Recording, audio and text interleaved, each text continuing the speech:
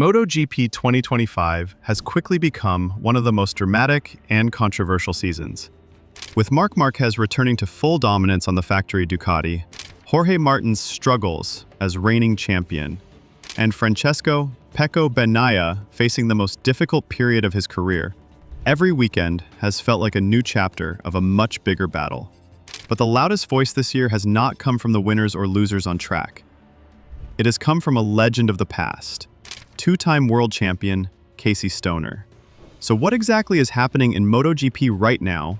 Why is Stoner sounding the alarm? And how could these warnings shape the future of the sport? Let's find out in today's special episode. To understand the controversy, we first had to begin with Marc Marquez. At 32 years old, Marquez has shown a revival that many thought was impossible after his serious injuries in the early 2020s. Since joining the factory Ducati team, he has unlocked a level of performance that has stunned rivals and fans alike. He is not only winning races, he is rewriting what people thought possible on a MotoGP bike. At the Red Bull Ring, Stoner admitted something very rare. He said that even in his own prime, it would have been difficult to beat this version of Marquez. The key, according to Stoner, is not only Marquez's natural talent, but his ability to ride without full reliance on electronics. Marquez began racing in an era where throttle control, grip management, and sliding the bike were skills that decided races. Riders who entered MotoGP later, like Bagnaia and many others, grew up in a system where electronics handled much of that workload. This difference, Stoner argued, is giving Marquez a huge advantage in 2025. For Bagnaia, this advantage has become a nightmare. He is a two-time world champion who built his reputation on precision, consistency, and a calm style. But against Marquez, who thrives on improvisation and pushing physics to its limits, Bagnaia looks uncomfortable and even powerless at times. Stoner did not criticize him directly, but made it clear that every rider on the grid is struggling against Marquez's unique style. He also suggested that while this season may be extremely painful for Bagnaia, it might, in the long run, make him stronger. Having such a strong teammate could eventually force Bagnaia to evolve, learn new techniques, and rise above his own limitations. Still, for Ducati, this creates a volatile situation. Their former #1 rider is now overshadowed inside his own garage, and the tension is clear in every race. Jorge Martin is the 2024 MotoGP World Champion. A lifelong dream comes true. Jorge Martin, the reigning world champion, has not fared much better. After winning the 2024 championship and being celebrated as Ducati's future star, he has collapsed under pressure in 2025. Martin has faced constant poor results, crashes, and loss of confidence. Stoner sympathized with him, explaining that becoming world champion can sometimes be the beginning of the hardest chapter, not the easiest. One bad race after another has destroyed Martin's momentum, and MotoGP is a championship where momentum is everything. A few years ago, Marquez himself was written off after injuries, and now he has returned to the very top. Stoner argued that Martin can also bounce back, but he must learn resilience during these dark days.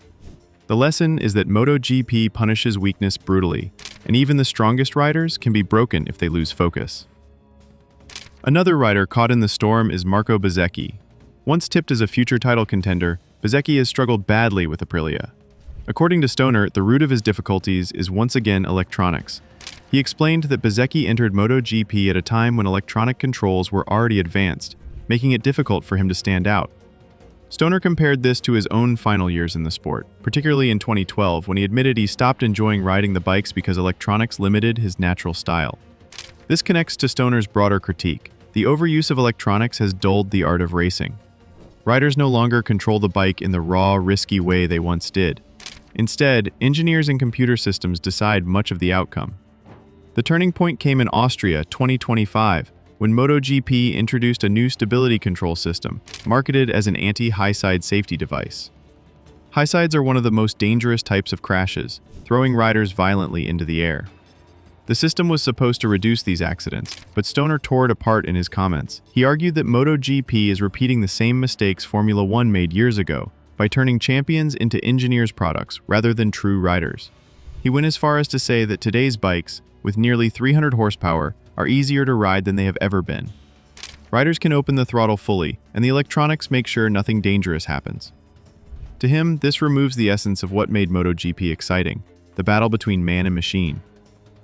Stoner did not stop there. He argued that the so-called safety improvements are not even making the sport safer. By removing the danger from the rear of the bike, riders no longer fear losing grip in that area, and so they push harder and harder at the front. This leads to more front-end crashes, which are often more dangerous than high sides. At the Red Bull Ring, practice sessions quickly proved his point. Several riders ran wide or crashed under braking, showing that the new balance of risk may not be safer after all. For Stoner, the sport is creating an illusion of safety while shifting danger into other areas. His comment struck a nerve because MotoGP has always walked a fine line between danger and control.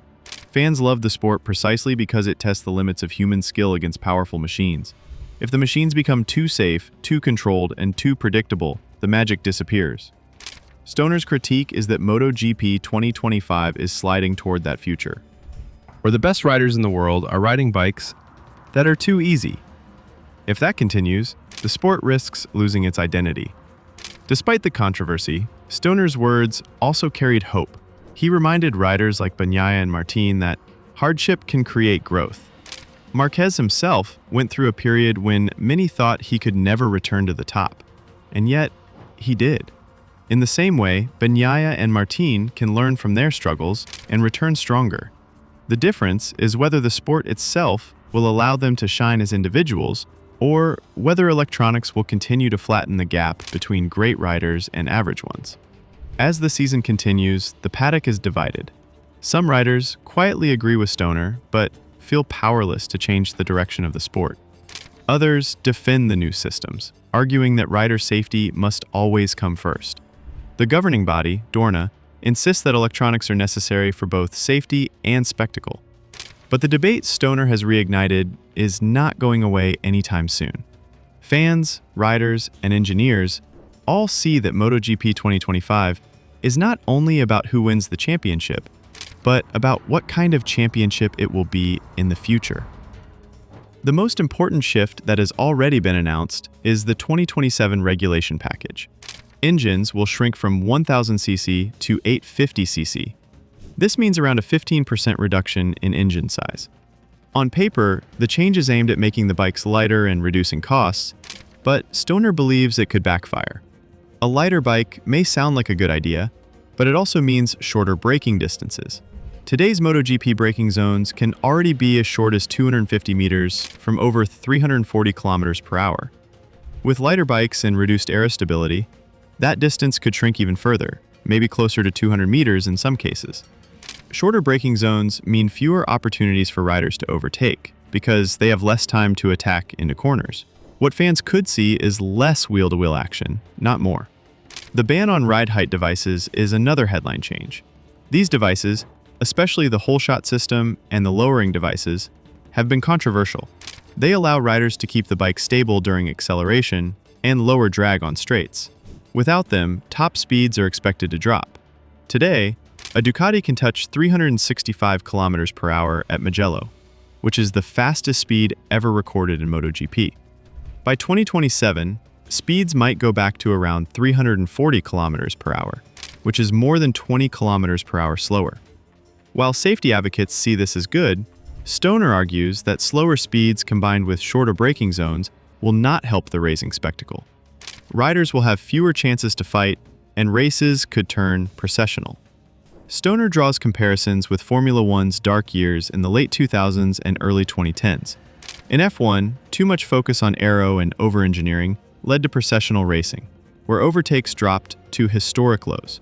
At one point in 2009, some races saw fewer than 15 overtakes in total, across the entire grid of 20 cars.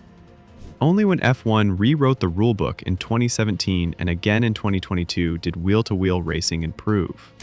Stoner fears MotoGP is heading in the same direction by copying the mistakes F1 has already made. One of the most worrying aspects, according to Stoner, is the loss of variety.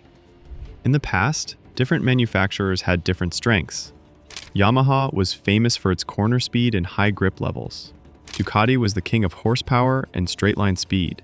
Honda often had a balanced package, while Suzuki, until it left the championship, was known for its braking stability. This mix of strengths meant that each circuit produced different results.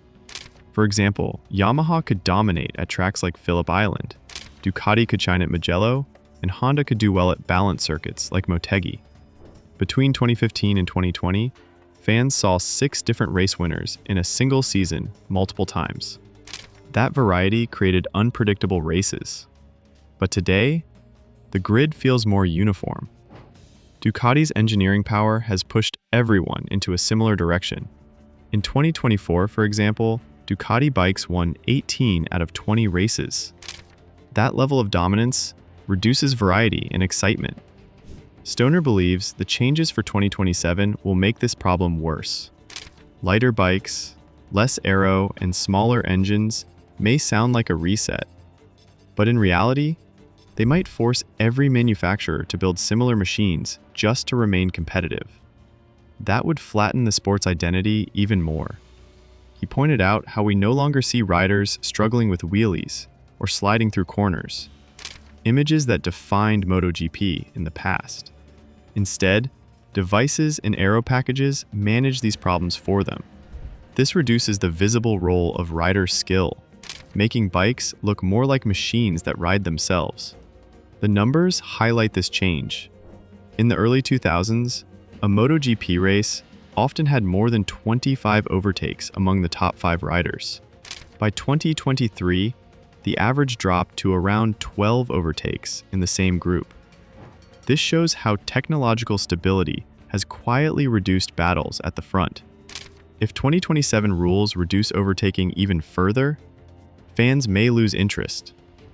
Formula One nearly lost millions of viewers for the same reason between 2008 and 2016.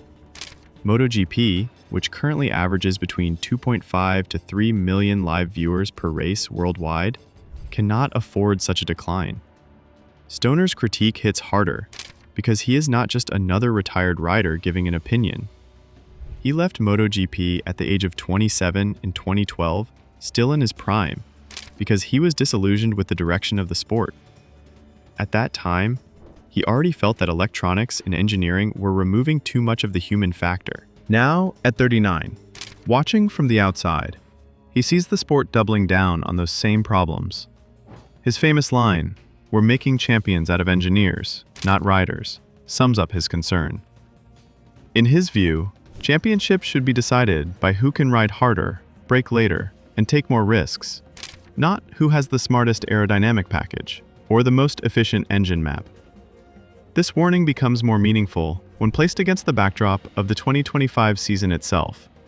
Marc Marquez's resurgence on the Ducati has been one of the most human stories in years. After years of injuries and frustration with Honda, he has returned to form, fighting Jorge Martin and Francesco Bagnaia for the title.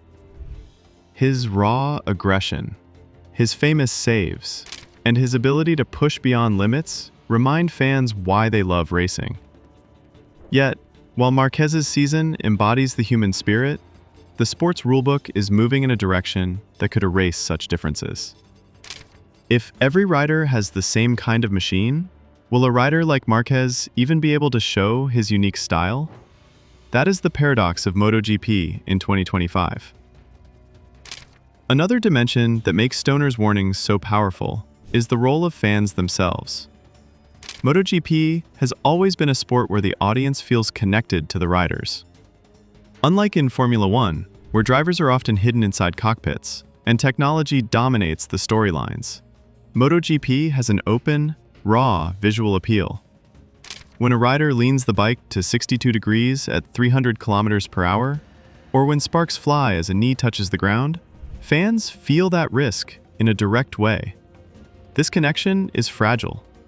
If the machines become too perfect, too predictable, the audience could lose that emotional bond. People do not watch just to see who has the fastest bike on a spreadsheet. They watch to see a rider risk everything in a way they could never imagine doing themselves. There is also the economic side of the sport.